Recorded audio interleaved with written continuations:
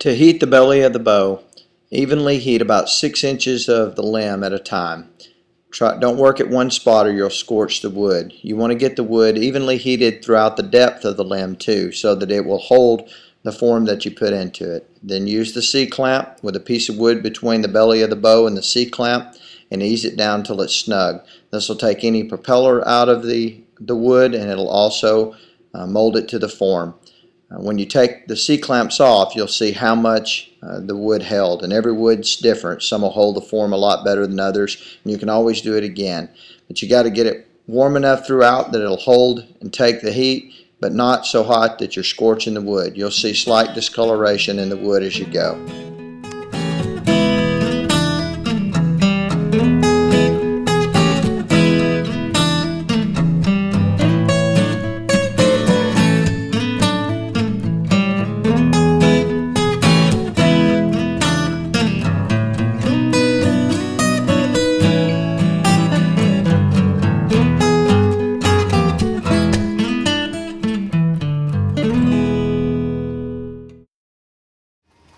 Okay, I just took it off the form, and you can see the reflex that was put into the bow. It held it pretty well. We'll give it some time to cool here, dry it out good, and but you can see nice. It'll also take out any propeller that's in the limb. So if there's some twist into the limb, if you clamp it down nice, it'll straighten that out for you. But all in all, very happy with this. The mulberry held it very well. It also gives it kind of some character there on the back of the limbs that you can see from just the heat, just kind of scorching the wood a little bit. It'll look nice once we put the oil on it, the true oil for the finish. Okay, so the next thing we're going to do is put some tip overlays on it. I want to go ahead and get these on so they're there, and we can, as we finish up, he can go ahead and be shooting the bow. It'll reinforce the tip. It also obviously is just decorative in nature as well. So what I've done, I got a little piece of antler here. As you can see, just a thin one that will fit on these little thin tips because it's a kid's bow. It's about right there. I'm going to split this thing in half on the saw, and then we'll sand it to get it very even. We'll sand the back just a little bit, not violating the grain, but get it very flat as well. And then we'll just glue it on. I use Titebond. I use Titebond 2 and 3. Titebond 2 I use for my tip overlays. Titebond 3 I use for the skins on the back. We'll talk about that more later. But we'll get the Titebond on there. We'll clamp it down. We'll video that, and we'll go from there.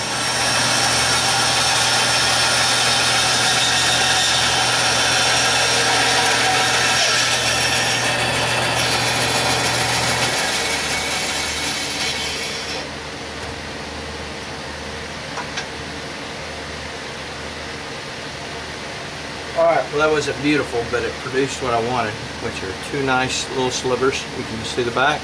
Now, we've got to get these things flat on the back so that they lay flush with the bow. Okay, so what I did was take this deer antler, just the tip there, and sawed it in two, band saw, a little light blade.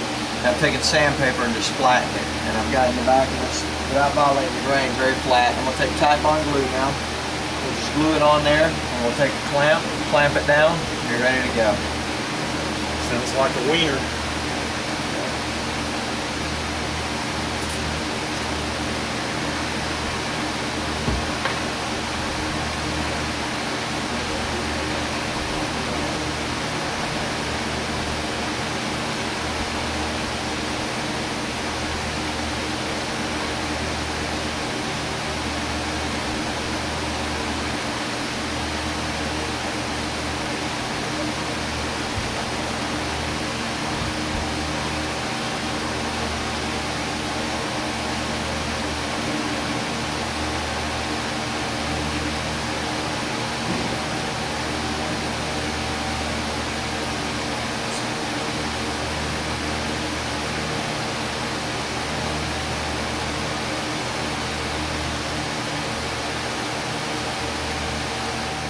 You can see just clamp down on the limb there, what it looks like.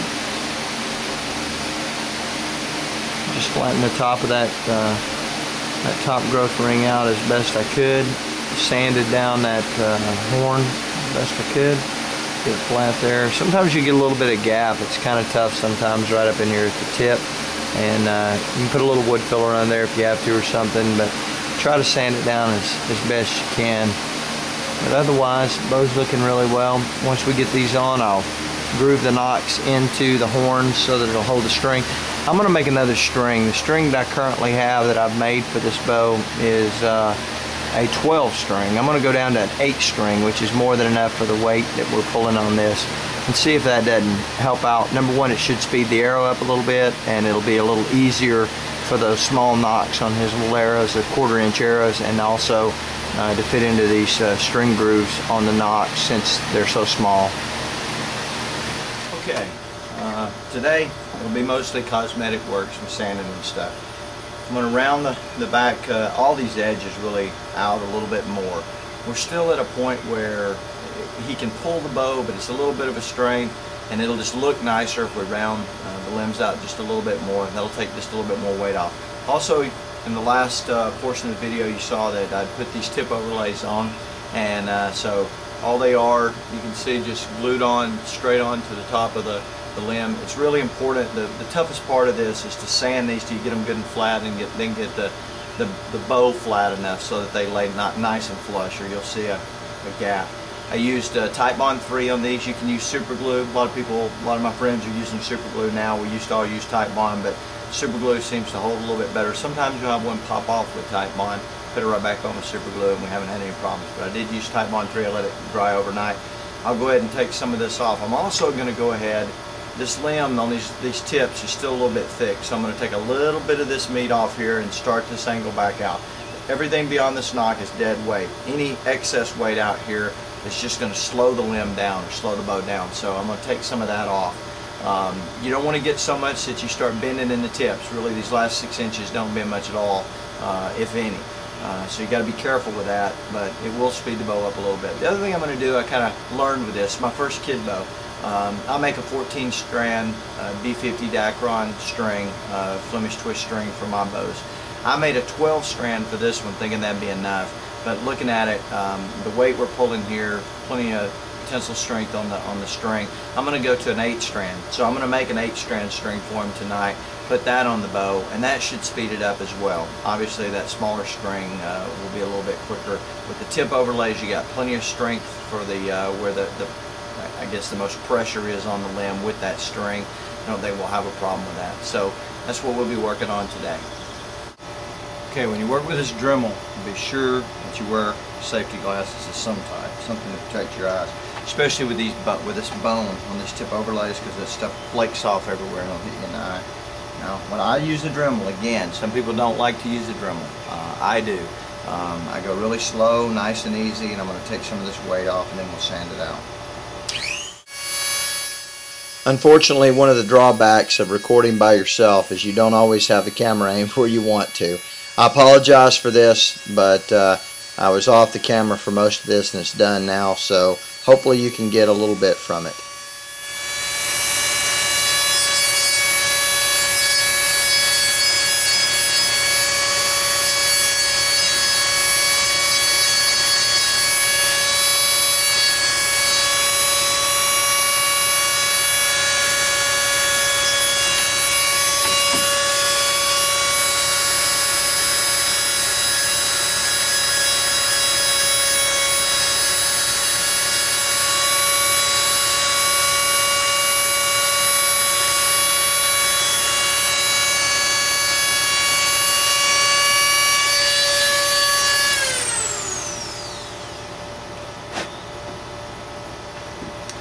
That's kind of where we are now.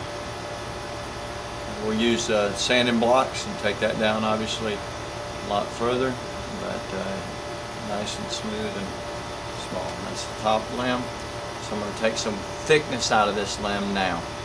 I'm not going to use a Dremel for that because I'll be asking to get myself in trouble.